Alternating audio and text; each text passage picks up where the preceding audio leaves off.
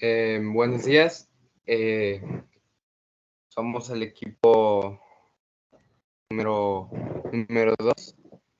Vamos a hablar sobre la capacidad de velocidad. El equipo está conformado por mi compañera Grecia, Valeria, América y su servidor Pedro Daniel. Vamos a empezar con una pequeña introducción. Más que nada vamos a hablar sobre las capacidades del ser humano. Estos son un conjunto de elementos que componen la condición física y que intervienen en mayor o menor grado a la hora de poner en práctica nuestras habilidades motrices en algún tipo de actividad física o deporte. Es decir, son las condiciones internas que cada organismo posee para realizar actividad física y que puede mejorar por medio del entrenamiento y la preparación, y eso lo veremos en nuestra capacidad, que es la velocidad. Yo voy a hablar sobre qué factores se involucran en su desarrollo. Bueno, en sí van a ser los más importantes de los que dependen de la velocidad. Es la elasticidad, la bioquímica, la fuerza de voluntad, la intervención, el dominio de la técnica, entre otras. Y la relajación muscular también.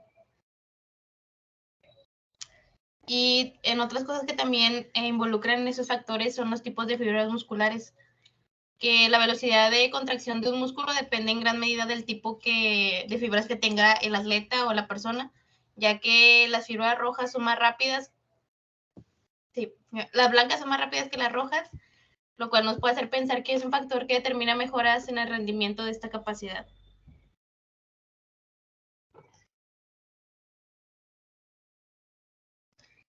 También otro factor es la velocidad de transmisión nerviosa, la cual los nervios transmiten los estímulos, varían según los individuos. La descadena su propio sistema nervioso central, así que a mayor velocidad de transmisión, mayor será la velocidad de contracción y mayor la del movimiento. Además, depende del grosor del diámetro del nervio que los transmite, las fibras tipo 2, blancas o rápidas. Estas inervadas con ramales nerviosos de mayor grosor o diámetro que las tipos 1, rojas o que son las más lentas.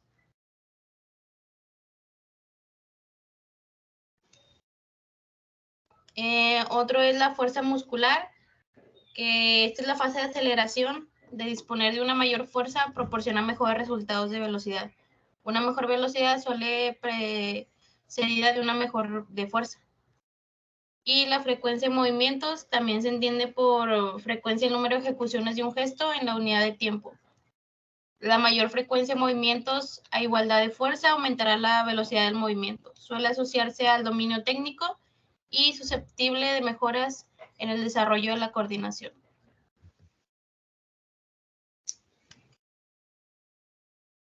Ok, yo voy a hablar sobre la coordinación intermuscular.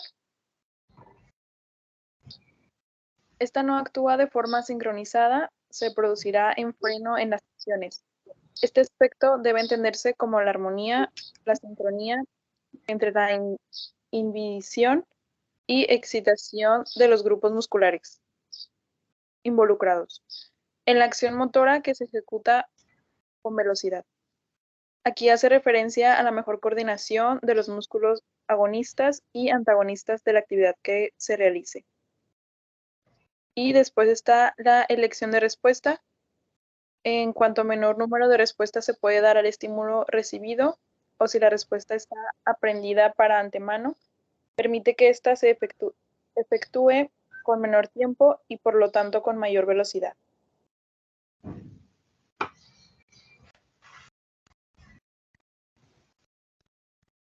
También tenemos el dominio técnico, que es la mejor técnica, la más fácil de ejecución en un movimiento o gesto técnico. Su dominio permitirá responder o actuar con mayor velocidad cuando existan exigencias de realización con rapidez. Y por último, el calentamiento. Aquí es la realización de un esfuerzo que ponga en juego una frecuencia elevada de movimientos. Necesita un calentamiento óptimo. El calentamiento, como sabemos, disminuye la viscosidad muscular, refuerza la elasticidad y la capacidad de extensión del músculo, al tiempo que aumenta la capacidad de reacción del sistema nervioso, afecta la atención, mejorando los procesos neuromusculares, lo que repercutirá en las acciones donde se exija velocidad.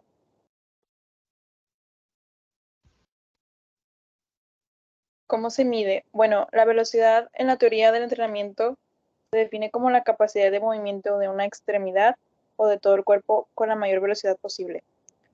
Se mide en metros por segundo. Este promedio, conocido como velocidad promedio, se calcula dividiendo la distancia total recorrida durante la prueba por el tiempo que ha empleado en recorrerla.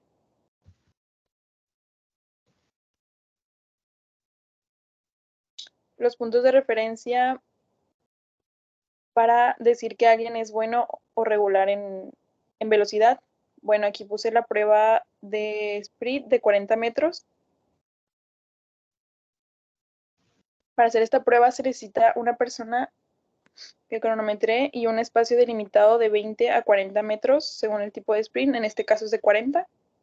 Cuando la persona que cronometrea te lo indique, recorres la distancia marcada lo más rápido posible.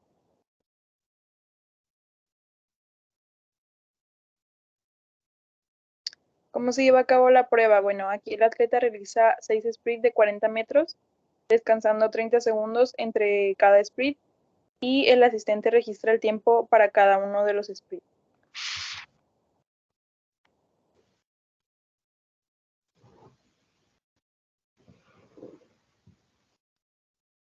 Y bueno, para poder entrenar esta capacidad que viene siendo el realizar una acción en el menor tiempo posible, ya sea un gesto o un desplazamiento, pues tiene diversos factores, perdón, que influyen, como el sexo, el talento innato, la constitución física, la edad, la técnica, la capacidad de anticiparse al movimiento, concentración y fuerza de voluntad, además del calentamiento previo, que aunque a veces consideramos que no es tan importante, pues sí lo es porque esto previene lesiones y aumenta la velocidad de contracción.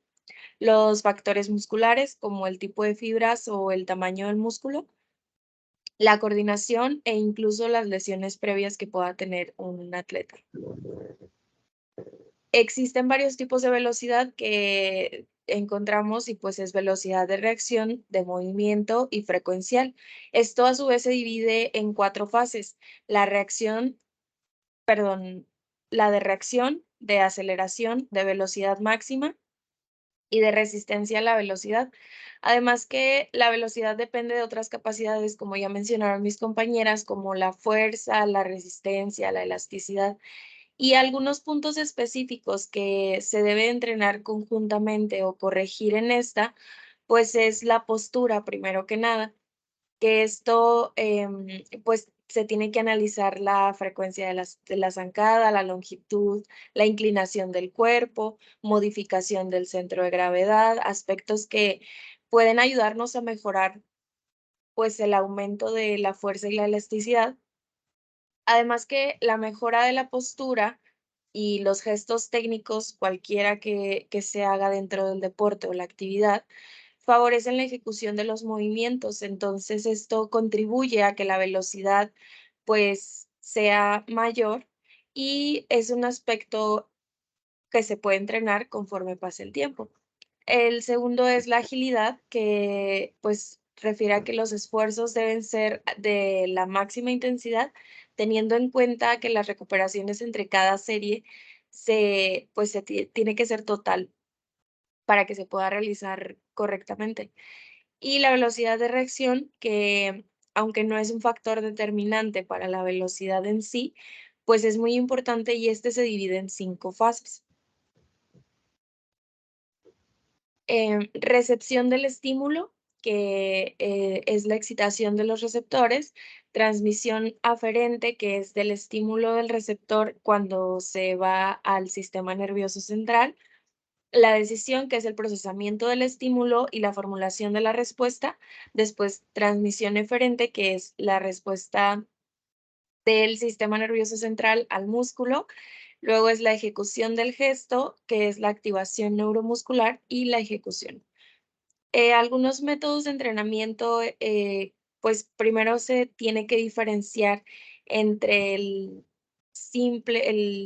la reacción simple, que es pues de un estímulo y una respuesta conocida, y la compleja, que es de varios estímulos y varias respuestas asociadas, con salidas en diferentes posiciones y ante diferentes estímulos, o puede ser con relevos con compañeros de carrera, con obstáculos o sin ellos y en distancias cortas preferiblemente. Lo que mejor se ha comprobado que da resultados favorables son los circuitos de agilidad, multisaltos, cuestas cortas o trabajos de aceleración o desaceleración. La velocidad de desplazamiento se trata de la capacidad que permite recorrer una distancia corta en el menor tiempo posible, y esta tiene tres fases, que es velocidad de aceleración, la capacidad de alcanzar la máxima velocidad en el mínimo tiempo posible, la velocidad máxima, que es la capacidad de desplazamiento a la máxima velocidad, y la velocidad de resistencia o desaceleración, que es la capacidad de mantener la máxima velocidad por el mayor tiempo posible. Y para esto, pues es limitada por los factores energéticos. Dentro del método de entrenamiento para esta capacidad, pues es desplazamientos a máxima velocidad, juegos de persecución o relevos con más personas, ejercicios de la de técnica de carrera y de coordinación, progresiones, multisaltos, arrastres, empujes, pliometría, además del entrenamiento interválico, series o fartlek, que este puede ser por tiempo o por distancia según lo que se requiera. Ok, ya hablando de todo lo demás, hay factores que cambian en la fisiología después de un entrenamiento de velocidad, que una de las más importantes y la que más resalta es la calidad de fibras.